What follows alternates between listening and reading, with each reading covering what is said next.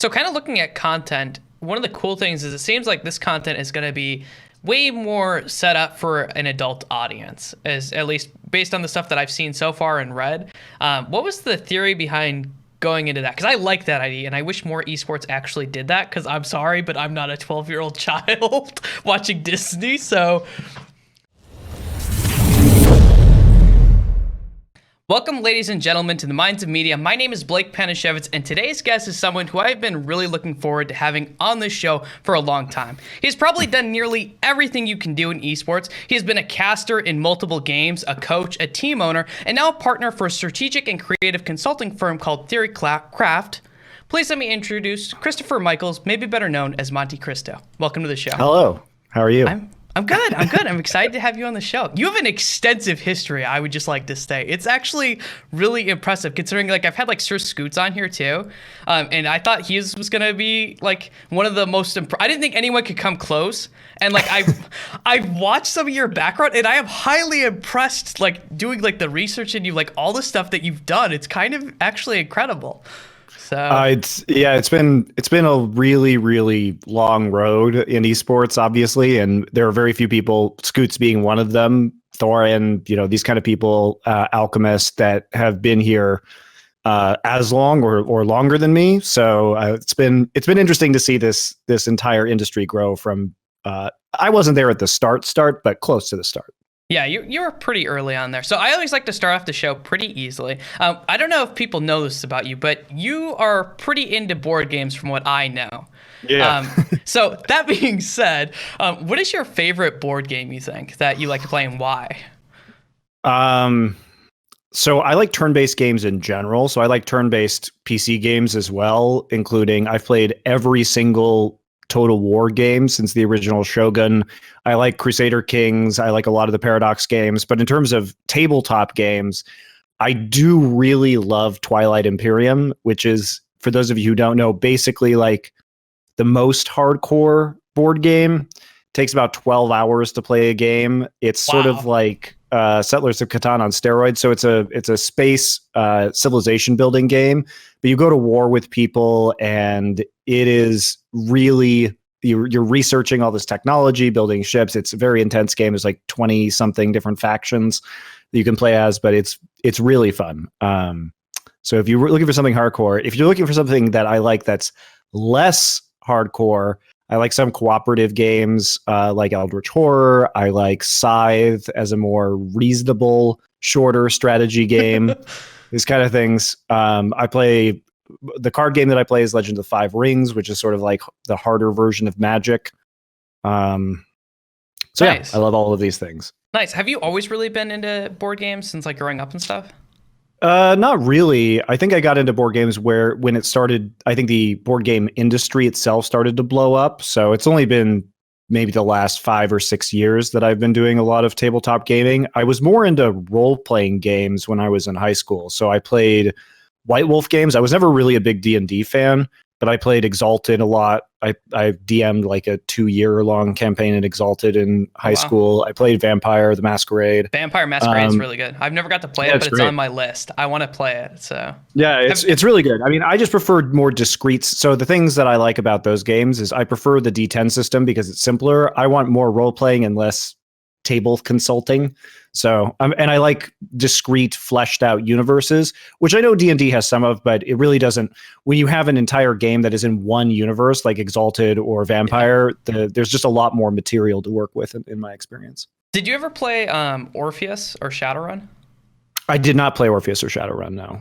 Yeah, those are both really I heard great things too. about Shadowrun, but I never played it. Yeah, I played some Shadowrun growing up. I actually grew up playing D&D from 6. So my dad, growing up, he was like, hey, do you want to play this game? And so he got us playing really old Dungeons and Dragons very early on. So the hype that it's kind of blown up now is kind of, it makes me very happy that more people play it, because for a long time, role-playing games were kind of looked down upon, and you couldn't really actively go out and be like, oh yeah, I'm just going to play role-playing games. You would get judged. Did you ever have any experiences like that? Was it something that you could actively talk about, or did you keep it kind of in the hush hush?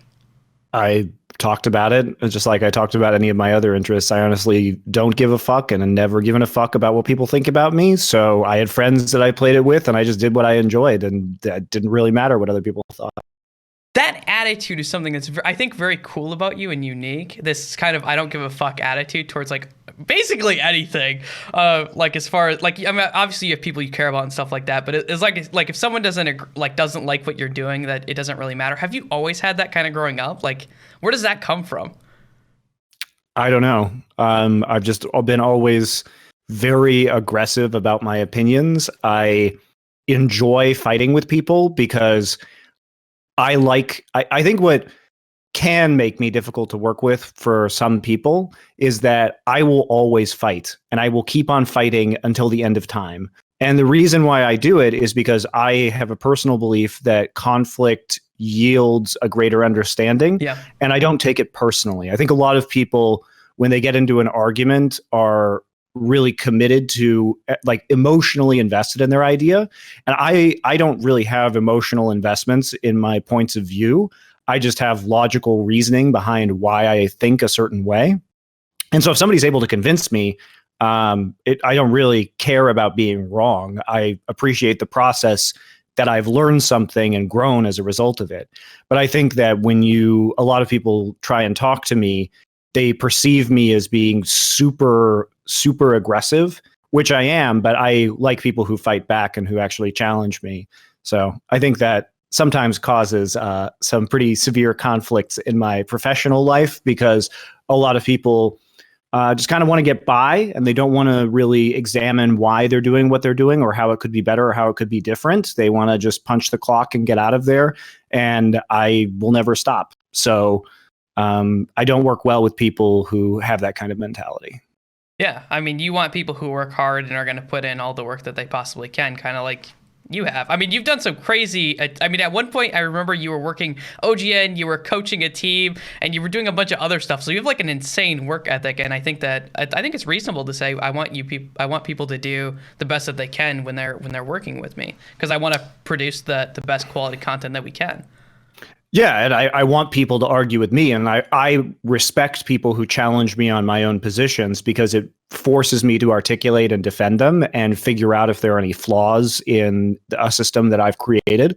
So I just kind of treat the thing about working with me, and I was having an interesting conversation with Jat the other day, actually, the League of Legends caster, and we were just talking about our past together and having a very, nice conversation. So this isn't just to imply that there's any bad blood, but what he said was that I stretch the truth sometimes.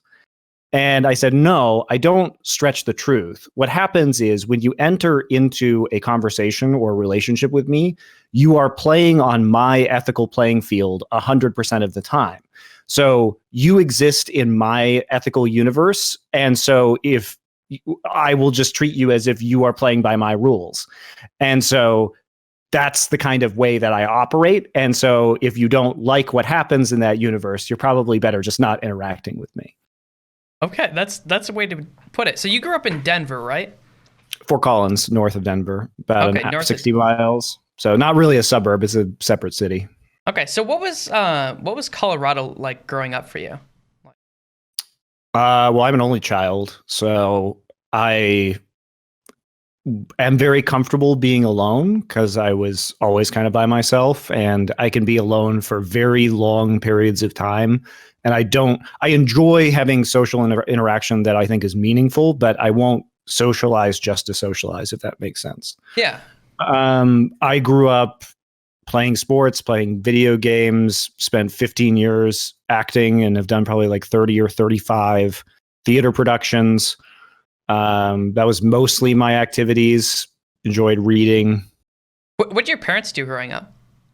My father's a marine biologist, and my mother was a Presbyterian minister and now runs the Fort Collins Symphony and has run many other nonprofit organizations in Fort Collins. Wow, that is really impressive. So where did you get a love for acting? Because you've done a lot of acting, and it's kind of like you're such a logical and real incredibly smart. But you see things. I would imagine you being an engineer. Like that is the best way to describe. When I hear you talk, it reminds me of like because I went to an engineering school.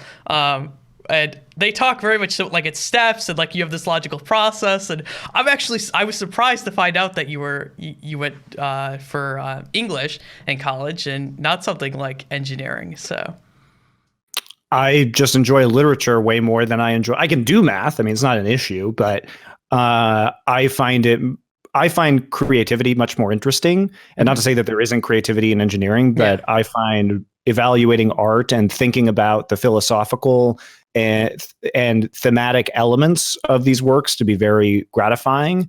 And I think in terms of acting, I started doing it with a theater company for children in Fort Collins that is still running and is still wonderful, called Debut Theater. And I just did that since I was about 8. And then I did exclusively Shakespeare in college. But I think that textual analysis and trying to figure out what a character's motivations are and how you can embody that is really fascinating. And I've always found it very rewarding. So you've been kind of involved with the entertainment industry for a long time then. So starting out very young. How when you say you were a child acting and doing productions, what does this kind of look like? Like what scale are we talking about? Are we talking about like traveling across the state? Are we talking about just local or? Well, just local.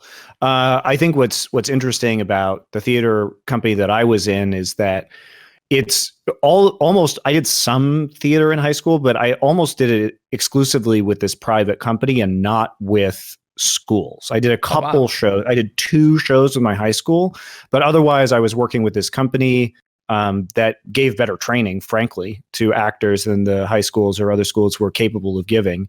And also, it was just local theater. And then after I turned 18, which is when you get kicked out, some of my friends and I created our own theater company. And when I was in college, I would do shows in the summer where we would be the ones raising money, putting on productions, building all the sets, everything like that. So we had our own company that we were doing theater with for a few years. It was fun. Do you have any favorite production that you were in? Like when you look back on, you're like, wow, this was like really, really good. And what were the reasons why? Well, my last one was probably in college when I was a senior. We did Richard III, and I played Richard III. So obviously that was pretty important to me. And I think it gives a lot of insight. Like Richard III, if you don't know, is a very famous Shakespearean villain. He is crippled, basically. So I had to work with a dance movement coach to get the proper movement down and then really figure out this character, which is a very difficult part to play and has famously been played by many much better actors than me. And then the other one was Metamorphoses, which is a very interesting show by Mary Zimmerman, I believe her name was, which is based on Ovid's Metamorphoses, but a series of vignettes of mythology that are all played around a pool of water on stage. So that was really fun. Oh, that's really cool. So growing up, did you have like aspirations to do something like were you like, I want to be an actor growing up? Was that a thought that the young MonteCristo had? Like, I'm going to be a famous actor? Or it was a thought that I had. And it did inform my college choice. So I went to a liberal arts school, but I went to a liberal arts school that is probably the best non-conservatory acting program in the country. But I realized pretty quickly when I got there, because I had always been part of this theater troupe, and this whole thing is once you were auditioned into this troupe that I was in high school, you were there for the long haul. So many of the friends that I still have today come from that group of people. And what I realized was that what I enjoyed about that process was not that I wanted necessarily to be an actor. It's that I really enjoyed being part of a long-term creative collaboration. And when faced with the prospect of having to live the acting life and go out and audition and really like grind that shit, I realized that it wasn't acting that I liked. It was just having trusted long-term collaborators to make cool shit with. And I think if you look at the way that I've chosen to live my life in terms of casting for 7 years with Doa, working with Thorin for many, many years on our content, that's what I really enjoyed. And I guess I've sort of continued that process within esports, but not really wanting to be it's weird because I guess what I thought was that I was going to go probably get a PhD in literature or there was a program at Rice that I was interested in that offers a PhD in Western mysticism, esotericism, and Gnosticism. But once I got into esports, it was sort of, I accidentally got back into entertainment. And I think what was good for me about esports was that it allowed me to couple my analytic abilities in terms of being a gamer and a sports fan with the presentation and showmanship that I learned from being an actor. And so a lot of the bits that you've seen that I do with costumes or my timing or the way my delivery, these are all skills that I learned from acting and improv and took me 15 years to learn. And so it was just sort of a natural fit. But I was doing esports because I enjoyed analyzing the game. And then also I had these other skills that I think kind of pushed me over the top in terms of my abilities to do the job. So you mentioned improv, and I've heard other people talk about improv. Do you think that more people should be looking to just take improv in general or improve in improv for their like daily lives, or even other casters who are kind of working in the scene? I think what people ask me what they can do is the fact is showmanship is king. So in any entertainment, even in something where you're the color commentator, you're expected to deliver analysis of a game. The thing that will always be more important is your ability to entertain an audience. I have done thousands of games of League of Legends and Overwatch and many other games on broadcast. And I will tell you that the thing that people remember me the most for is blowing a fucking train whistle in a stadium. Okay. So it doesn't matter that I could have been right 100% of the time for 5,000 broadcast hours, but nobody fucking remembers that. People only remember like funny shirt ripping. So like, if you don't have that shit, like you start there, like literally start there and then figure out how to analyze a game, because that is at the end of the day, that is the core thing that people will remember you for. And so people are always asking me, oh, what should I do to get involved in esports? I'm like, well, first off, you need to train your voice. So if you're not acting or singing or doing something where you understand the basics of how to control your voice, then you're doing it wrong, because you could be the smartest person in the world, but if half the audience is annoyed by the way you sound, doesn't mean anything, because they'll just turn it off, right? They're never going to listen to you. They just get hung up on that first impression. And I think that improv or acting or learning how to perform in some way is very important. If you can make it, it's not that you can't make it without doing that, but I think if you actually take a step back and think about who the most famous on-camera people in esports are, they all are good at that to a certain degree. That makes sense. So you mentioned that you did sports growing up. This competitiveness that you have kind of like in the work environment, have you always had that? Has that been true for like sports too? Yeah, I mean, I played lacrosse in high school. I grew up playing, going to sports camps for a variety of sports in the summer. I think I enjoyed the exercise aspect of it, but I played polo in college as well. But I don't really think, what's weird is I don't think my competitiveness was ever really as intense when it came to physical sports compared to me playing like Warcraft 3 ladder when I was in high school. I don't know why, but it just wasn't there. Huh.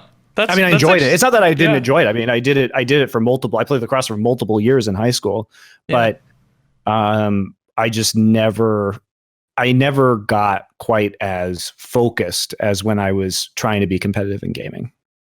So one of the cool things also is that you kind of went for, it seems like you've almost like carved out your own life and just been like, this is what I feel like doing. This is what I'm going to do. which is I think a unique thing that not a lot of people do. They don't just say, "Oh, this is I want to do this," and then actually carve their way up to whatever they're going to do. So like your first step would probably be like, "Hey, I'm gonna go for an English major and then maybe go for a PhD." Like it was like, if I'm gonna go for a PhD, I'm gonna do it. There's not like any question there. I mean, necessary. I think no. I think there is question there, and I think I didn't do that, and I realized that when I had that plan, that it made me unhappy because I really like focused on that, thinking when I got out of undergrad, I'm going to apply for grad school and go through this process. And by the end of my undergrad, I was still kind of thinking that way. And it was making me unhappy because I didn't ever reevaluate or say, oh, actually, what I want has changed, or I don't know what I want. And I didn't know what I wanted to do when I got out of my undergrad. So I took some time to work in a law firm in New York City while I thought about it, because I figured if I don't know what I want to do, I might as well make money so that I can pay to have hobbies or like do other shit, which allowed me to then fund GG Chronicle and esports trips so that I could get involved in the industry, right? So it did end up working out. Really what I prefer to do these days is to provide myself options, which is that I don't get married to a certain thing because you can't predict the future. And I actually live kind of annoyingly to other people in the present, in that I really almost never think about my past. And in fact, I don't even remember a lot of the stuff that happened to me for most of my life. And I pretty much just exist moment to moment. And then what I do in terms of future planning is I create like 10 possibilities. And then I just sort of like see where it goes and see which ones work. And then I just kind of do what works. I don't really think about this is a goal. I'm thinking, hey, this thing might work and this thing might work and this thing might work and this thing might work. So I'm just going to do all of them at the same time. And then I'll just refocus my energy depending on what happens. But I don't have a personal attachment to my own existence really, or what happens to me. Like I don't have a goal. If you ask me what my goal is right now, my goal is I want to make more stuff that I want to make, like as vague as that is, which is why I'm doing weird shit in my stream and why I'm doing Flashpoint for this Counter-Strike stuff and why I'm working with Cloud9, because these are all things that allow me to do things the way that I want to do them. But specifically, if you ask me, well, I've got some ideas for Cloud9, but I'm going to try them and see if they work. And then if they don't, I'm not hung up on changing that if they don't work, if that makes any sense. Yeah. Have your parents always kind of supported you doing this, being like, yeah, whatever you want to do, go ahead? Because I know, like, I didn't want to go to college at first, and my parents were very against me not going to college. And my parents, like, I take care of myself, so I think that there was very little worry there. I mean, I graduated in the worst recession since the Great Depression in 2009. And I was bartending and waiting tables after college and then, applying for jobs, but I wasn't asking for money. I was taking care of myself, and they just kind of love me unconditionally, and they don't really care what I do. And I don't ask them for anything. And I've never moved back home with them or anything like that. So I guess like I'm so incredibly self-motivated that they probably don't have a lot of reason to be concerned about my ability to take care of myself. That's fair. You mentioned that you were a bartender. Do you have any favorite drinks that you normally like to make? Or tons. I mean, I am very passionate about cocktails. Sure. I mean, I love many kind of cocktails. I've worked at some very nice bars. When I have parties at my house, I make, very complex punches from like the Dead Rabbit, which is a very famous bar in New York. I enjoy aviations recently, Sazeracs. I mean, I can make a lot. I have an extensive bar myself, so it's definitely a passion of mine. Okay, I started getting into drinking whiskey recently, and it's like Great. the door is like you open it up and you're like, what did I step into? Oh, it's great. I mean, it's something that you can enjoy the rest of your life. So it's wonderful. I mean, some of my favorite, I prefer, I mean, it depends if we're talking Scotch, rye, bourbon, whatever. But, some of my favorites my favorite Scotch is Bowmore, which is an Islay malt, which is a little smokier, salty because the casks are all aged in this cave under the sea, and the seawater drips from the ceiling under the cask. So it gets kind of this saltwater flavor. It's delightful. Huh. That is incredible. So you go to college, right? And you're going for English. At what point do you start to realize that you're not happy with the way that your life is going? I mean, I was pretty happy at the time. I mean, I just realized that I was holding myself in my senior year because things got real weird when I went and lived in Ireland for a year in my junior year because I was sort of apprenticing. It's not exactly the right word, but whatever. With this Irish storyteller who lived outside of Galway, so I basically just ditched class in Dublin and go live at his house and learn how to do oral tradition storytelling. And he runs a nonprofit organization called Spirit Horse, which owns this valley in Wales and sets up camps that are all about oral tradition storytelling and sort of elaborate rituals, as vague as that sounds. So I spent a year running around with him and his organization. And I think by the time I came back, I was just like, I had changed a lot as a result of this. And I think that was when I was just like, wait, this doesn't even make sense anymore. So part of my entrance into, I had already started casting when I was 18, but I think that part of that was a development of being really understanding the fundamentals of how mythology and stories operate and being able to fluently tell those stories on the fly was something that I worked very hard on for a year. I think that being able to storytell in like the esports entertainment industry, I don't think people realize that, but there has to be like some sort of story. And you guys, I'm assuming, work really hard on kind of like creating those stories and working on those stories for like the broadcast. Or like kind of, because they happen and then you talk about them. If you don't, then I'm just like gonna shut the fuck up. I mean, I feel like I don't have to work very hard on that because my life, like basically I have a literature degree, but my degree focus was really in mythology and oral tradition storytelling. And so I've read so much Joseph Campbell. I know I've done a lot of the research about how to break these stories and these myths down into their constituent parts, that it's actually very easy for me to structure them in that way because I've had to do it on the fly. You know, when you are forced into a situation where you have a story and you must tell it, and this story might be 30 minutes or an hour long, and you're going to have to improvise some of it because you haven't memorize word for word everything. And it's important you don't do that too, because there might be some little detail or flourish that you feel inspired to add in the moment, right? Yeah. So because I spent years of my life literally doing this, I think I struggle with that less than perhaps some other people. Question for you, because this is something you mentioned that sometimes people view you as hard to work with. Do you work well with people who aren't as experienced too? Like, let's say someone didn't have the experience in storytelling. Is that something that you're as long as they're willing to put in the work, everything is fine? Yeah, ask questions. Like I'm happy. I'm actually quite collaborative with people who are motivated. It's just motivation is the key thing. And to be clear, I am difficult to work with. That's just true. It's not. I don't think it's a perception. I think that as long as you're motivated, though, I think motivated people find me quite pleasant. That's completely fair. So you end up getting out of college and you decide that you're not going for a PhD anymore, and you start working in bars, you mentioned, and you were applying for jobs. What kind of jobs were you applying for? Obviously, you got a job as a paralegal, which I need to, like, later on I will ask you how the fuck does one go from an English degree to getting into legal stuff, but...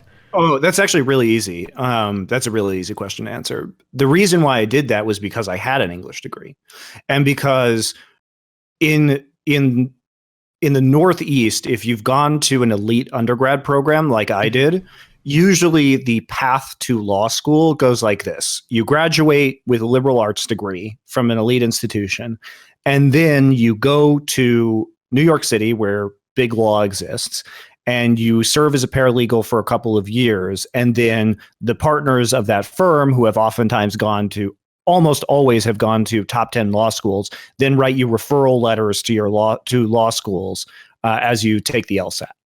Oh. And then many of those people become lawyers. So it's pretty common. The difference with me is I never intended to go to law school.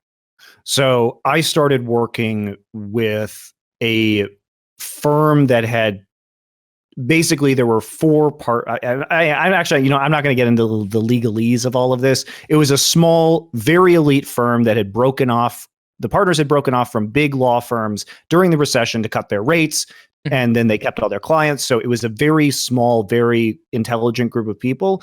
And I was technically a paralegal, but because the law firm only took first, like, people who had federal judicial clerkships, we didn't have first or second year associates. So I ended up basically being a first and second year associate. And that was really like great experience. But the reason I did it was because it was one of the best ways to live in New York City and make good money as an English major instead of going to publishing or things that pay you shit. Because I figured if I don't know what I want to do, I might as well make money and figure it out so I have resources and options. And this extra money allowed me to do things like found this journalism website and go to events and start covering them. And I wouldn't have had the money to do that otherwise.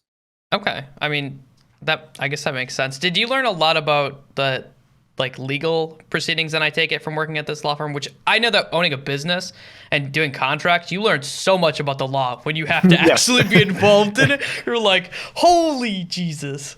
Yeah, I'm very comfortable and conversational around contracts and legal terms now. So it's much easier for me to parse through a lot of that kind of language as a result of me spending 3 years working at this firm. So that brings me up into an interesting dynamic then. Obviously, you've come through the esports scene, seeing you're not old, but you've been through a lot of it, and you've seen a lot of it. And especially some of the bad contracts. Like when I had heard about some of these things happening, going on, I was like kind of dumbfounded and floored, especially some of the like the parties involved in these things. What do you think about when you hear these kinds of things happening? Do you go to the onus of like, well, you guys should just know better and you should probably get someone that does it, or where do you kind of lie? I mean, I've always been very concerned with the ethical side of the industry, and Bryce Blum and ESG Law, which is the major law firm for most teams these days, we were one of the early teams on Renegades to use them. And part of what we were doing was that we used Bryce's contracts, which are kind of industry standard player contracts today. And we were one of the first teams to use those. So I believe very deeply in creating fair contracts for players. And that was always one of the goals with Renegades. Mm-hmm.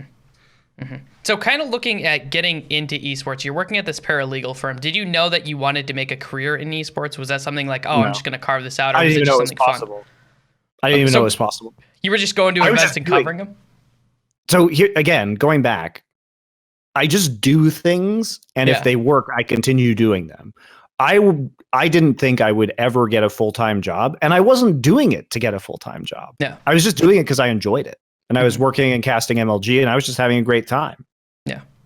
So I sort of, when I got the job offer from OGN, thanks to Torch, Trevor Houston, who works at Blizzard now, because I talked to him and he was leaving OGN to come back to the States and work for Blizzard, and they needed somebody. And he put me up in front of Crisis We, who is then the longtime lead producer at OGN. And I did interviews with them, and they reviewed my casting, among other possible people that they could have hired, and they ended up picking me. And they gave me 2 weeks during Hurricane Sandy to leave New York and move to Seoul. And I had never been to Korea before, but I had grown up watching OGN, so it was like a dream come true. But yeah, it wasn't really planned. So you started casting when you were right around 18. Did you continue it up, or were you still casting this time when you were doing paralegal stuff? Yeah, well, I was casting a lot because I was running my own tournaments through my website, GG Chronicle, and they had TSM and CLG and all the teams. And then I was casting at MLG. So yeah, I was still casting at the time. I was casting for my first 2 years of college. And then when I left for Ireland, I stopped for a couple years. And then I got back into esports once I graduated college, because I was watching a lot of StarCraft 2 at GSL at the time. And then when League of Legends started growing, because I had been in their offices in beta, because my college roommate was one of their first employees at Riot.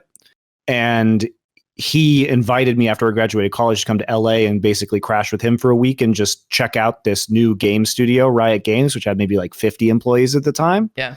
And I remember talking, I stayed there for a week in their offices, and this was before the game launched. And I remember having conversations with Mark Merrill and Brandon Beck, the president and CEO of the company, and they were like, "Hey, we hear you're the esports guy. Is this going to be a good esport?" And I said, "This game's fucking amazing. Like, this is going to be a great esport." And I had long conversations with them while I was there about its viability. So I was in League since day one, and as soon as the esports scene started to pick up around it, that's when I founded my journalism website, and I was like, this is insane. And I remember just being absolutely blown away, because this was the very early days of Twitch and Own3D and some of those other streaming platforms, and the numbers were just bananas. I mean, when I was running my tournaments in early 2012, out of my apartment in Brooklyn, I was getting 40,000 concurrent viewers. Which is just like insane. And I had this website, and I was paying for all its operations, and there are volunteer writers, and I was writing on it. And we were getting 50,000, 100,000 page views. And I was like, holy shit, how does nobody know how big this is? This game is enormous. Like, these are unreal numbers. Yeah. And so, yeah, it was a really interesting time. But at that point I was like, wow, this is going to be massive. So I decided to kind of go all in. So this brings me into another question. I've had talks with different people from like Kelsey Moser and stuff like that about journalism in esports, and the struggles of journalism in esports, because it feels like there's a bunch of companies that kind of come up and then they collapse. And the only really like long-standing companies, there's like Deserto that's been around for a decent amount of time. There's ESPN, which is funded by Disney. But other than that, it doesn't really seem like journalism is yet a viable solution in esports. Would you agree with that or disagree with that beyond those companies? So I think we can ask ourselves, is journalism a viable solution in any capacity? That's true. I think that's right. I think it's a fair question that we can ask. I think that we have seen kind of the death of local journalism in a lot of local papers. Even major cities have had their newspapers taken over by finance groups and then just gutted. So there's a real question, I think, in general about the profitability of journalism without it being shitty clickbait. And I think that extends to esports, because really esports is just a very small section of overall journalism, like very, very, very small. And it's extremely hard to monetize. And unless you're a big name that can produce your own content and really stand behind that, unless you're like Thorin or Richard Lewis that has a huge fan base that you can monetize that kind of content around, it's hard. It's extremely hard, even for very good journalists. So let's put it this way. If I knew how to make money off of that, I would be doing that.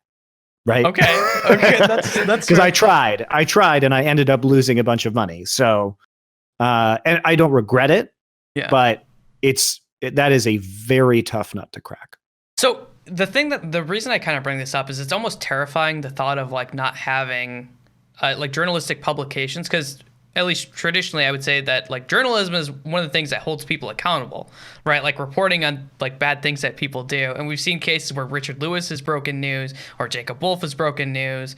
And I hope that these are things that hold like teams and stuff accountable. But if journalism starts to go away minus like a few people, does that start to hold the ecosystem less responsible? Yes, but I do think that there's significantly less unethical behavior going around now that the ecosystem has really matured and we have all these professional sports teams coming in. So it's a lot less shitty than it used to be. And I also think that people like Thorin and Richard Lewis, and not often, but occasionally me, have been able to call out bad practices. And there are many other good journalists who do that as well, obviously. So I think it's fine. I mean, I will say it's a lot less shitty than it used to be in esports, thanks to more money being involved. Yeah. I mean, we're not dealing with fucking betting scandals or any of that garbage anymore. People literally going to prison. So thank God for that, I guess. Yeah. You forget about some of those things if you don't go back and like look at them. So especially if you're not familiar with Korean esports, you may not be familiar with the sheer number of betting scandals that happened or how bad it was. I mean, there's still betting scandals that I know of in Korean esports that have never been reported on. Yeah. I've heard that I know they exist, but I can't say anything about them, and it's upsetting, but they did happen. Yeah, I've heard that there's a lot of, for Korea specifically, there's actually a lot of political stuff that happens behind the scene that no one ever hears about. Well, Um, the problem with journalism in Korea is that there isn't an incentive, because if you previously, and I think it is changing, to be fair, but a lot of the reporters know about really fucked up shit that goes on, and everybody knows that it's happening. And no one ever says anything, because if you report on it, then you are ostracized from esports. So these people would literally lose their job for reporting on it, which is like incredibly, it seems very weird from a Western perspective that yeah. that would be the truth, but it is. And so they just don't report on it. So all this shit just gets swept under the rug. Yeah, that is like, I wish there was something we could do about it. There's just, I don't know if, I think there's some things in the world that you can't really do much about it. Like, as shitty as that sounds to say, there's just some things that there aren't really easy solutions for. So, Yeah, I think it is changing over time, though. I think we're seeing more engagement in that way from the Korean journalists, but for many 15 years it wasn't, it didn't work like that. So yeah. So on one of the reflections you did with Thorin, one of the things that you had mentioned is that you're a really angry person. You found useful ways to channel that anger. I think it was the one that was 2 years ago. I watched all of them like back to back when I was doing this. That. No. I'd actually, this is the second watch through, because I used to watch all of Thorin's. Thorin was actually one of the big reasons that I started this series, is because he was the one who did like personal interviews with people in the esports scene.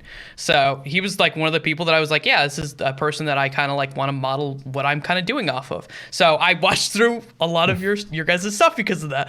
So that being said, you had said that you'd found useful ways to channel this kind of like anger. How do you do that? How do you channel your anger? Because there's a lot of people who get very angry and can't channel it very usefully. I'm not ruled by it. Mm-hmm. Most of the time. Sometimes it gets the best of me, but I just have an ability to sort of observe it from the outside. I think that if you understand how to meditate and sort of disassociate from your perception, that it's not very hard to really like take a step back and sort of observe why you're mad. And I think with me, most of the time I'm mad because something isn't as good as it could be, or it's being done incompetently. And so that usually I can just examine it, and then I'll just figure out a way to do something different entirely, or remove myself from the situation and try and fix it. Cause like I'll see something and I'll be mad and I'll be like, why the fuck is this thing being done in this way? This is so annoying. So I will find a different way to either create something that fixes that problem, or to criticize it in a way that I hope will fix it. And I think that's what a lot of people don't understand, is they view a lot of my criticism as being salty or that I can't move on. And the thing is, I will never move on, because this is my industry, and I feel like I have an ethical obligation, given my level of deep knowledge of the scene and the history of it, to make it better. And so for me, just to give up on something because I don't like it is stupid, because the criticism I am hoping will force it to be fixed. Right. Yeah. And it's one of those things where if you don't say anything, then if big voices do nothing with that ability, then it's never going to change and it's never going to get better. You just let the shitters win, and I will never let the shitters win in this industry. Like, you come here, you are entering into my sphere of criticism, and that's how it's just going to be. Do you think that big names have kind of a responsibility to talk about things, whether that would be in the ecosystem? Yes, 100%. Do you think that stems into political too? What do you mean? So like, as a good example, like people who would criticize Blizzard on Hong Kong, that would be an easy example that I could pull up. Do you think that people have a responsibility to step out who are like big names and say something about it? What I will say about that incident is that it's very difficult to comment on that, because regardless of anyone's personal feelings, there is nothing we can do to help that situation by making posts on social media about it. Yeah. I try and affect things that I know I can influence or that I hope I can influence. Geopolitics, regardless of my feelings, is not one of those things. And I will say that as somebody who works in esports, China is incredibly important to the industry and to everyone's job in this industry. And so whatever personal feelings that I may have about that situation, it is hard for anyone to comment on it without becoming a target of an extremely powerful government. And there are trade-offs that have to be made, unfortunately. No, I think that's reasonable. I think that's reasonable, and I think that makes sense. I know some people believe that you should comment about everything, and I think that you do. I don't believe it. I don't believe in that. So. I think you should comment on the things over which you feel that you have a measure of control over. If I thought that I could change geopolitical conversations and realities by tweeting, I would do it, even if it came as a personal cost of myself. However, sometimes you just hurt yourself without having any effect whatsoever, is my opinion. Yeah. So kind of jumping off that, do you think there are any systematic problems with esports that you would like to see changed? Like if you see things now, you're like, wow, these are big ones. I know for a while it was caster rates were one of the things that I think about when I think of Monty is like, this is something that you fought really hard for. Is there anything currently in the ecosystem that you're like, these things need to change now? I think what's tragic about what has happened in the last couple of years in esports, and I do think it's changing, especially through projects like Flashpoint, which are really embracing endemic people. So if you look at my background, I have casted 7 different games. As you said at the start of this, I've owned a professional team. I have coached professional teams. I've owned my own businesses. I sold, albeit at gunpoint, my first 7-figure business when I was under 30. So I have an experience in all of these aspects. I'm a well-educated individual, and I have 15 years of esports experience. Now, one would think that as I approach my mid-30s, that I would be a prime candidate to be in a leadership position in many of these major projects. And for whatever reason, most of these big leagues have gone out of their way to not hire qualified esports professionals who have risen within the industry, who are objectively as qualified as the people who they are hiring, but we also have the bonus of literally being from esports. Yeah. And I think that these people should be much more seriously considered for these kind of projects, because they are, including me, which is why I'm enjoying working on Flashpoint right now, is that we understand the industry, we understand the audience, we understand the games better than anyone else. And if everyone says that the key to esports is authenticity, then you better start hiring these people to be authentic at an executive level, in my opinion. Yeah, I mean, I remember when like Jason Alchemist didn't get rehired for Overwatch. Like I remember a lot of people kind of complained about that and not like that happening, and saying that he was really qualified to work. Whether or not you agree or disagree with that, I don't know. But it seems that the IPs that have started to run tournaments are the thing that scare me the most about esports and their control over it, because they made the game and they controlled the IPs, but then they also control all of the circuit. Whereas if you look at like the NFL, obviously they don't own the game football. And that's like the most terrifying concept I think about esports right now, is that the game developers are what holds the IP for the game, and they control everything. It just depends on what they do with the IP. Valve doesn't care what you do with the Counter-Strike IP. Right? We can make Flashpoint and it's fine. And yes, they've given their sign off, but they really have a hands-off approach. Now, other developers could do exactly the same thing. That isn't what many developers are doing, obviously. I disagree with that fundamentally, because I think if you have if your core business expertise, this is just a business question. If your core business expertise is making games, why the fuck would you think that you can produce a sports league? That makes no sense. Like, you will inevitably make mistakes along the way that other people who know how to do that would not have made. So I find that deeply confusing, that these subsidiary businesses are most of the time poorly run on the developer side with the wrong people in charge, and there are so many fundamental pains because they don't know what they're doing that it is troubling.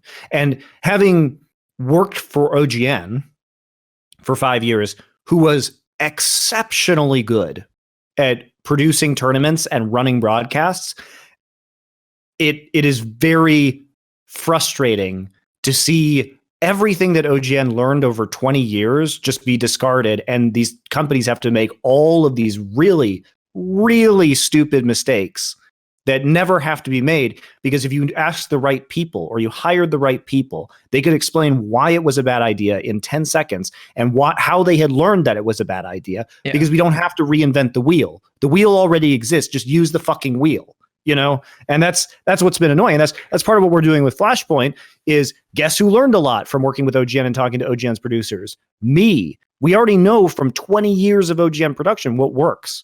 Yeah. And yes, it has to be adapted to a Western audience. Some of the stuff will only work for a Korean audience. There are cultural differences.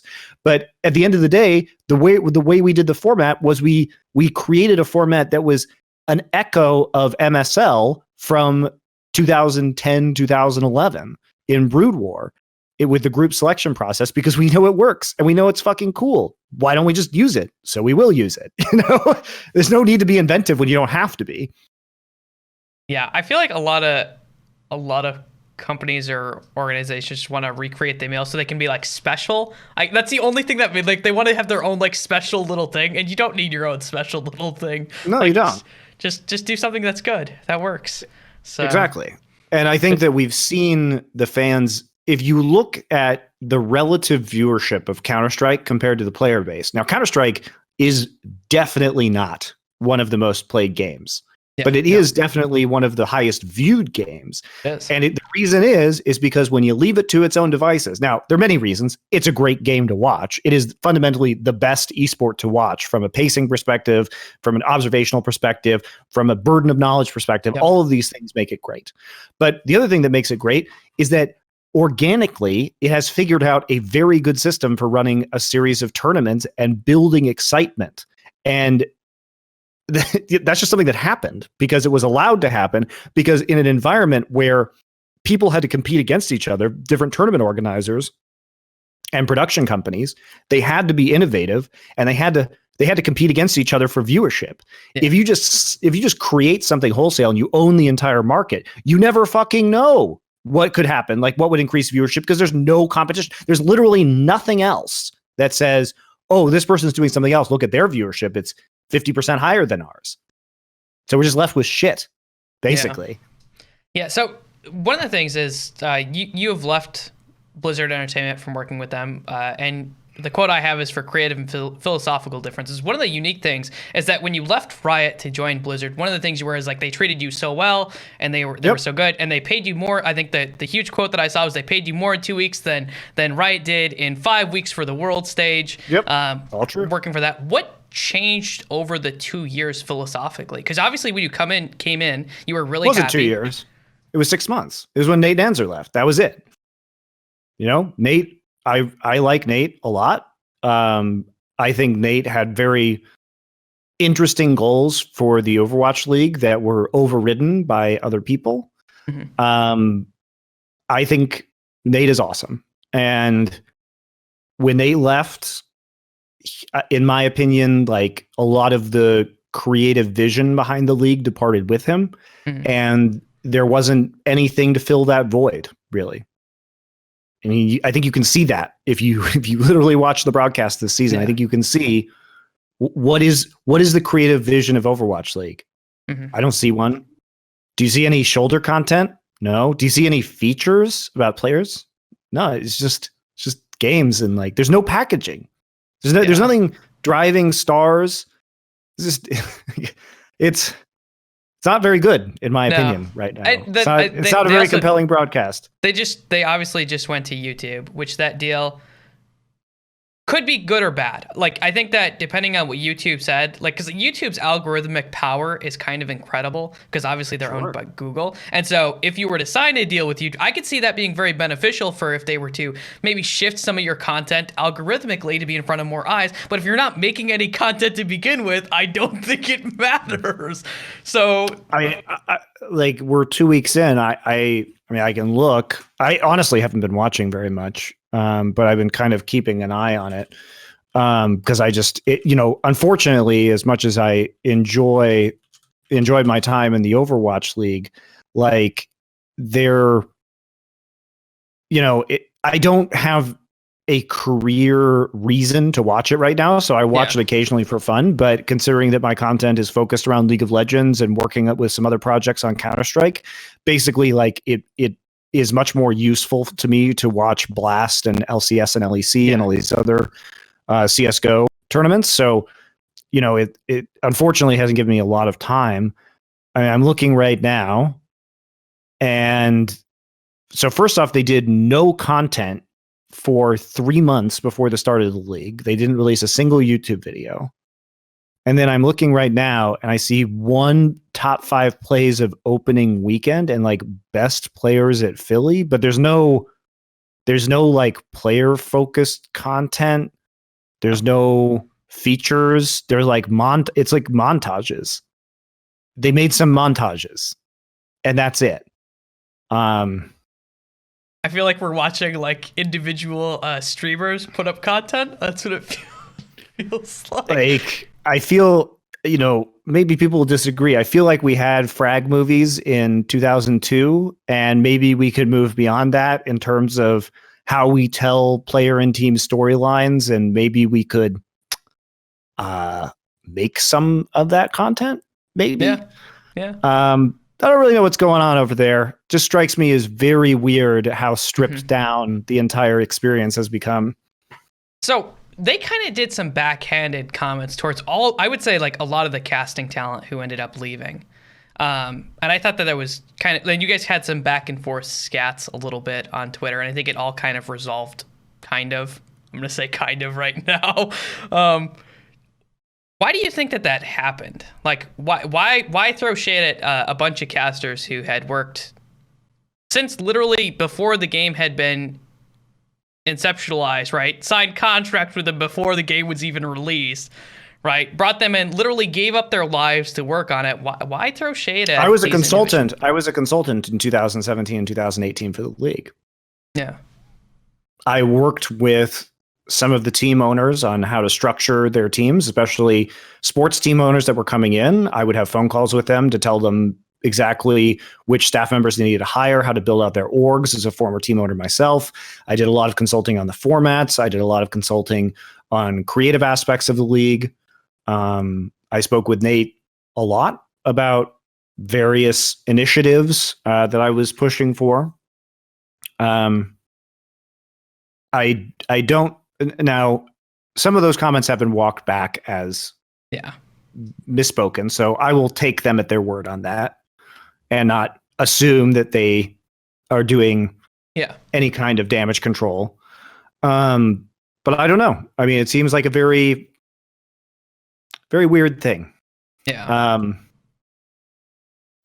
Yeah, it's fair. So kind of looking, one of the things I wanted to ask you about Overwatch is I had Crumbs on. It hasn't been released yet, but by the time this comes out, it will have been released. And he mentioned that the Overwatch League, he felt very censored is probably the best word that he put. Was there ever a feeling of like Blizzard kind of like censoring what you guys wanted to put out or talk about, like as far as the broadcast? So when I signed my contract, what I was told was that they wanted it to have sort of the tone of Inside the NBA, if you're familiar with the whole Shaq Barkley show that they do, which is banter, a lot of fun content, a little more mature. And that really appealed to me because that's the kind of content that I like to make. And then we signed a deal with Disney XD. And you can't really do that on Disney XD. And not only that, but when you're trying to appeal to an audience that doesn't know the game, you are sort of forced to cast in certain ways. And we were asked a lot to change the kind of focus of our cast and make it for a more casual audience, which is why I find it very strange that they've gone the sort of broadcast direction that they have, where they say, we wanted the people who live and breathe Overwatch, which was, I mean, even from the outside, you can see it. That was literally not their objective for the first 2 years. And nobody ever questioned that. Nobody said, wait a second, like, you literally were trying to put this on ABC and Disney XD and ESPN, and you were literally making all of these like explainer videos for the different map types to cater to somebody who knew nothing about it. You were telling your casters, you need to make this more accessible. Okay, so we did. And then this year, suddenly they're like, oh yeah, we definitely want pro players who don't have any casting training or abilities because they offer more insight. And it's just like, wait, you literally just 180'd on your entire tone of broadcast. And this is what I find so frustrating, was that there was, in my mind, there was never, why Overwatch League fundamentally, I think, lacks direction is because there was never a creative focus. When I signed my contract, it was, let's do something more like Inside the NBA. Then it just 180'd to, oh, let's do Disney. And then it's 180 back to, oh, we're catering to hardcore fans. They sold the thing before they knew what it was. Like, they had an idea, but then they sold it in a way that they couldn't execute on it. And then now that Disney XD and ESPN and everything and ABC aren't there anymore, now they're trying to pivot back to a hardcore audience. It's really weird. And I think it's just a bad way to run a product, personally. Yeah. So one of the things that's kind of attached with Overwatch League is there's a lot of money involved with Overwatch League. There's a lot of teams who have had a lot of buy-ins, and it scares me that, well, I guess my first spin, do you think that Overwatch League is going to be around in like 5 years? Like, if it goes on its current trajectory, do you think it will still be sustainable? Well, it's not sustainable right now, but it wasn't intended to be, right? This is a long-term investment for a lot of these sports teams in order to enter the esports market in a more long-term way. Now, I do think it will be around in 5 years because it's too big to fail. Like, okay. Activision Blizzard is a publicly traded company. You have to ask yourself, what is the stock price effect if the league were to fail? And the answer is probably not great. It's not going to devastate the company, obviously. It's an enormous company, but they're not going to do things that would allow it to fail publicly. So I think what it does need is an adjustment in terms of what it is to match the size of its audience. I do think one of the things Overwatch League does magnificently is sell. I think they're amazing at selling. And I think it's good for the industry that they sell. A lot of people will be like, oh, they sold this Twitch deal was way too much money. Or look at all these sponsors they had. They kicked everyone's ass in the entire world of esports in year one of the Overwatch League with sponsorship sales. So mad credit to them. And I think that raises all boats, because if they're actually extracting the maximum amount of value that they can, then it's going to help other esports products also get better sponsorship deals. And I think esports for a long time has been undervalued compared to the size of the audience, and specifically the target market, which is the most desirable, overwhelmingly male, 18 to 35. That is the most desirable market for many companies. And so Overwatch League did everybody a favor by kicking asset sales. And so I think that Overwatch League is, will be in a good place and has been a market leader in many ways. And I think it has been good, I think, for the space in a lot of ways that many people perceive it as bad because they think it's overvalued. If anything, in my opinion, other products are undervalued. So you don't think it can be bad then? Like, because it's not going to die. I mean, I think that's a ridiculous premise. Like, it just needs to adjust to. It will level out, right? It's a business. Yeah. It one way or another, it's going to meet in the middle between where its real viewership is, without token farming and without being on TV with people who forget to turn the TV off, right? Because there isn't a noticeable difference, as far as I can tell, in the TV ratings of that time slot that Overwatch League is on ABC compared to literally anything else that you could put on in that time slot. Like, it's not a draw, let's put it that way, for linear television viewers. It just is there. So in that case, like, I think it'll just naturally balance out. And I don't think that, I don't think it can continue on the current trajectory that it's continuing on, but can it still be a perfectly viable esport? Sure. Yeah. I mean, I think it can be. I think it can continue to run, and it can continue to run in a healthy way, and we'll get to that point. Yeah. Do you think that it's hard considering that it's geolocation? Because I think of like the cost. I'm thinking about like the cost of a team, and just like geolocation, it's in itself, and like the travel that's required, and like the team up costs and all that seems incredibly expensive for what is going on. Like, especially if it's downscaling, that is kind of the thing that worries me the most. Is I don't think it's going to collapse. I would like to state that, because I agree with you that Activision Blizzard has way too much money to let something like this collapse. But does it turn off other marketing deals from happening to other esports, and does it turn off maybe other endemic brands looking to get into the scene? Nah, I think those brands will just look at Overwatch and pay what they think is fair, and then they will pay more or less depending on the audience size of other esports. The market will correct itself. It's not really a concern, I don't think, in the bigger picture. It's a concern to the people who work on Overwatch League potentially, because I don't think that viewership is going to increase. So if you're making decisions based off of that, but it certainly will continue to have solid week over week viewership. It's fine. Like, it's it's not in some sort of death spiral, right? And I think in terms of localization, yes, it is expensive to run, but it is offset by the fact that you can sell tickets to these home stands. I think that Overwatch is in a place where even if you're not a regular Overwatch fan, people will take their kids there for a day on the weekend because it comes around 2 to 5 times a year in your city. I think in China, it'll do quite well. Unfortunately, we haven't been able to see those Chinese homestands yet. So I think that in terms of live viewership, it may have compared to other esports, a small-ish group of concurrent viewers, but the fans are very hardcore. They buy a lot of merch. They turn out to the venues and they cheer on their teams. So it seems like it can continue can continue to run at the same level it is currently. Yeah. Sometimes they're a little too hardcore, but that's okay.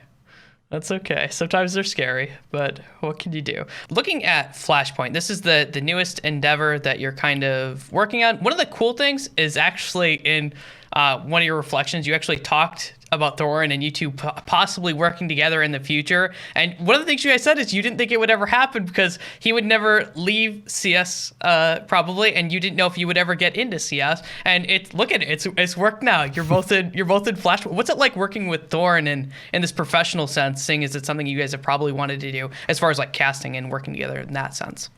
It doesn't really change anything that we've done before because we've always collaborated on creating content. So it's just on a bigger scale with a bigger budget, but certainly it's fun.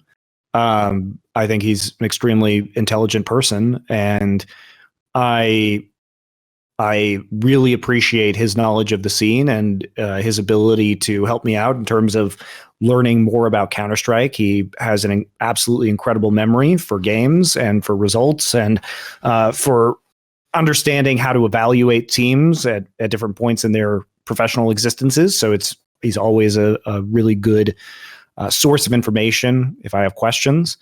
But yeah, it's fun. It's really fun because we both understand the history of esports so well that it doesn't take any time when we're discussing, like, should we do an MSL format? We both know exactly what that means. And we can be like, yes, we should do that. And then I run off and work out all the details, right? Which is what the format was collaborative in terms of concept. In terms of execution, it was me and Ken from Cloud9, who's a data scientist who was helping me out with some of the more fiddly point and veto details that we had to run through a variety of scenarios together.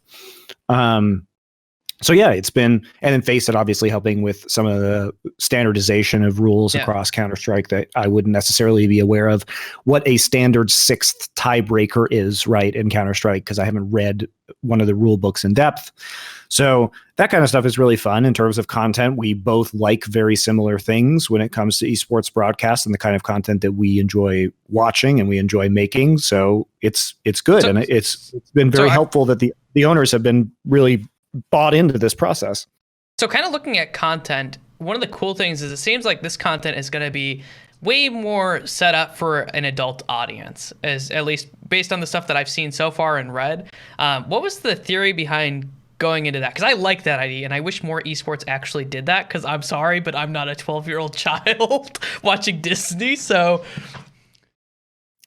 I think that may have been not the best use of audience targeting on behalf of the Overwatch League, especially if they were going to reverse course and then try and go back to their hardcore fan base.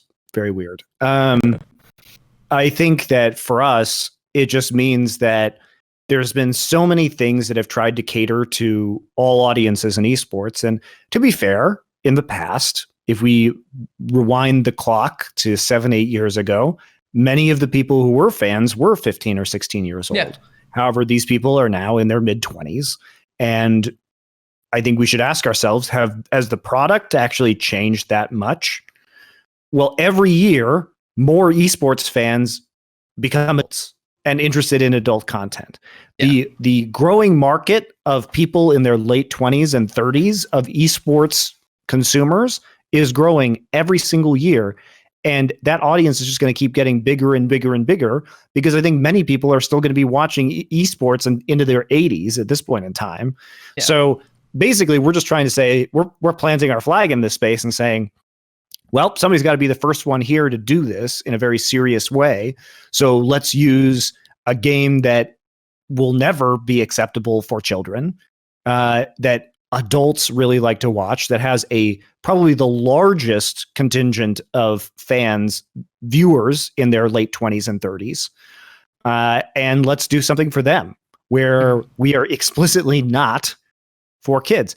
And you know what's great about doing this is you get the kids to watch too, because it seems taboo and they want to rebel. So we'll get them too. It's fine. Yeah. Like, we're going to make something that is intelligent and made for hardcore adult esports fans. And no one else has said they're doing that. So we'll just do it and see what happens. Now, another cool thing about Flashpoint, and correct me if I'm wrong, this is the first league that is owned by the teams, right? Where they have ownership. I mean, it's and direction with that ownership. I'm not sure what the CGS organization was how much the teams owned of CGS, for example, that massive failure. I'm not exactly sure what the business arrangement of that was. Certainly it was partially owned by DirecTV. But what's exciting about this is it's the first thing in modern times that is collectively owned by the teams. And I think this is an important step forward, because who better understands the nature of competition than the teams? And honestly, in certain ways, because in esports, the teams are necessarily content creation machines, because they have sponsorship obligations and they've been making these deliverables for years. Who better to create content than the teams as well? Unless you're going to hire somebody like OGN or ESL. But the problem with that is that OGN and ESL take a chunk of the profits that I don't think is necessary for them to take. So the different strategy has been, let's hire me, Thorin, Semler, Moses, all these casters who have been doing this for years, who understand content, who make content on their own, and say, what do you guys think? If you guys actually had money for once, what would you make? And we're just like, oh, well, we make all this stuff. And like, okay, here's your money. And we say, okay. And we do it. So I think that they realize what they didn't know about this. And we have some good producers as well from Face It and tournament organizers who are involved, who are very experienced. And so they've decided that, they should be the ones operating this league, because it's in their best interest. And just like in traditional sports, who owns the leagues? The teams do. Surprise, right? So it's a model that we already know exists and works well. And because unlike, say, professional sports teams, esports teams have always been content creators. In fact, you could point at FaZe and you could say some teams like FaZe, you could be like, you are actually just a content creator with a team attached to it, right? Yep. So, and in many ways, that's the more profitable business model. Yep. Yep. I've always thought that why don't teams do more with content? Because like your FaZe clans, your old outlaws, that's what they used to be, is functionally just content creation teams with teams attached to them, and they did very, very well. And FaZe still does very, very well. So 100 Thieves also. So yeah, yep. I think you can see with my participation in Cloud9 that, part of what I'm doing right now, I can't talk a lot about what my future plans are, but it's a lot of fucking content. Yeah. So other teams are heading down this road and realizing that they need very strong content wings attached to them, or to literally just be a content wing that has teams on it.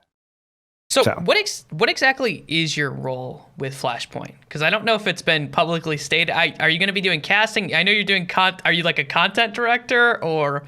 I'm making various pieces of content right now. I'm driving the creative process around a lot of this content. I will probably be like a desk host and like a pre or post show person. I won't be casting. I don't have the Counter-Strike chops yet to do that. But I think maybe in a year, once I get some more of this experience under my belt, maybe I will start commentating. We'll see. Okay. And I would ask you your future goals, but we've already been over that. You just kind of do things. I mean, I can tell you, like, my goals right now are I'm building out some very bizarre character streams for myself that I have done one of so far and will do more of soon.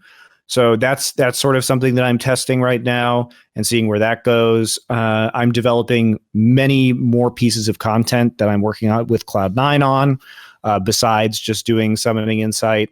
Yeah. One of the things I really want to do, for example, is an industry show where we actually talk about all of the news, because and I get guests on who are knowledgeable about different games, because I think that's a massive void in the industry that hasn't been filled since Live on 3 died, like in 2013 or 2014, that there isn't an industry voice that really gives intelligent commentary that is trustworthy. Yeah. And I think a lot of fans want that, because even if I'm not an Overwatch League or a COD fan, a lot of fans are asking questions, well, what does the YouTube deal mean? And instead of just wild bullshit speculating, we could actually have people who understand the industry come on and give more informed opinions about it for people to make up their own minds thereafter. So I think that's a really big need. Yeah. I think it'd be really good. So that's definitely something that I'm working on. And then there's other shows, like we're building out a studio right now for Cloud9 here in Los Angeles that I'll be, working on some other content out of. But just trying to build out some more, I would say, long form content is a goal with Cloud9 right now, not just in League of Legends, but in other games, industry, general stuff as well. So yeah, there's a bunch of different avenues that we're currently exploring, and then obviously getting Flashpoint off the ground is a huge endeavor. Yeah. So working on that, and that's it right now. Okay. So one of the things I wanted to ask you is, being a personality, someone who's out in the scene, it's not the easiest thing. And I know a lot of people kind of get, like, I've seen the hate that like you get, that like Thorin get, that like Richard Lewis get, like just people who kind of attack you. How do you kind of go day by day with all of these people who are kind of just angry at you guys all the time? I hate, it sucks to say this, and I wish I didn't have to say it, but you sort of get used to it after a while. I don't think anybody should have to get used to it. I think it's deeply inappropriate to personally insult people or to call them bigoted in some way on the internet. I think that calling somebody a bigot, in my opinion, is it's a very deeply serious charge, and you really can't really throw around. That's like basically the worst thing you can say about somebody in the modern era. And I think that people who casually throw terms like that, like being racist or bigoted or sexist around, is really serious. And I think that it's unfortunate that people are so willing just to go out and say vile things about people or try and spread misinformation like that. And I think it's hurtful, and it's hard to deal with that because I don't really know anybody, nor would I associate with them if I thought they were hateful for stupid reasons like that. And I certainly don't aspire to be that way myself. So it makes me sad. And I think that people should really evaluate before they start saying stuff like that casually. Does it make it hard to kind of like put yourself out there, like to the world, to open yourself up to like the world? Because I feel like I would just want to, like, I would do the jobs that I had to and I would do the best that I could, but I wouldn't want like anything about like me being shown to these people who are just so easily to like stab me. Yeah, I mean, it makes me concerned. Sometimes I've been concerned about my own personal safety when it comes to death threats or other things that I've received. It does hurt my feelings. Like I'm out there trying to do what I think is in the best interest of the industry, and I have a very strong personal philosophy and ethical code, and I try and live by that every day. And so to be shit on by people is tough. You know, it's not fun. And like I said, you just learn not to care. But it does make me more reluctant to say things about my personal life because I can take it and it's okay. But as soon as you start to involve things like my wife or my family, then, you're starting to rope people into it that do not belong there. And I need to make sure that doesn't happen. And I think that people should be more considerate about the horrific things that are said. And this is, honestly, it's particularly true of the Overwatch community, which is honestly like the most, I would say, aggressive fan base in terms of attacking people's character, and questioning their morality that I have ever seen. And it's very weird because it hasn't really been like in League. I would get death threats because people were mad because I didn't predict their team or some bullshit. And it was concerning, but it wasn't vicious. Like, as weird as it sounds, a death threat I perceive as less vicious than some of the deeply offensive and personal attacks that Overwatch fans have leveled not only at me, but at players, at other casters, at everybody. It's very weird. And that's why I think the perception of Overwatch fans among the broader esports fan base is that they're fucking crazy, which is, maybe not unfair. Okay. You mentioned you live by an ethical code. Can you go through some of the things that you would describe in your ethical code? I know for me, it's like this living by like truth. Like that's like a value that I hold. Is like I always want to be as honestly truthful with myself and others as I can be, which I still try to be respectful, but some people don't like that when you're just willing to actually tell them. Yeah, similarly. I mean, I really hate lying. I don't see a purpose to lying. Because it doesn't do anything for me. If I want something, I will just explicitly state it, because I've just learned that at the end, first off, lying takes up way too much of my brain power because I have to remember all the lies, and it's just stupid and a waste of time. But I found if I just put myself out there and just be as blunt and honest as I can be, then the reward is people know where you stand, and then will use you for the things that you want to be used for. Right. Yeah. So I've almost had no repercussions from being just blunt and honest, because at the end of the day, I just get moved into positions that I want to be in because people know that that's what motivates me and they want to use me in an effective way. So that's worked out quite well for me, I would say. I also just, one of my goals, and I know this is somewhat ironic given what happened with Renegades, was I came into Renegades really wanting to provide players better contracts, which I did.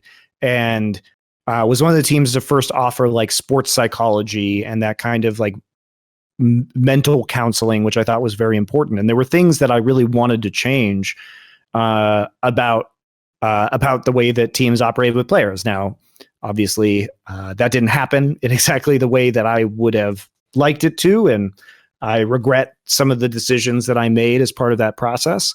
But it is important to me that people don't get scammed in this industry, and that people have adequate support, and that people are paid properly. And I've taken great personal risks and financial risks to myself in order to make that happen. And basically, the way I live my life is, would I rather die knowing that I did everything that I could to help this industry, or make a few more dollars off of it? And the answer is, the money is irrelevant. I would rather do everything in my power to make esports as good of a place as I can for everybody involved. Okay. So I actually only have one last question for you. It is arguably the hardest question. It's the one I ask all the time. So first, I want to thank you so much for being on the show. It's been a pleasure having you on here. I really enjoyed talking with you. I hope you enjoyed being on the show. If you didn't, it was fun. Yeah, you're already through it, so you're fucking stuck now. My last question for you: having been on the show, if you could see anyone to be on the show, who would you like to see? And if you pick someone who I've had, I will let you know. The only criteria is they have to speak English, because I only speak English. And they have to be involved in the entertainment industry somehow. So it doesn't necessarily have to be esports. It can be something else too.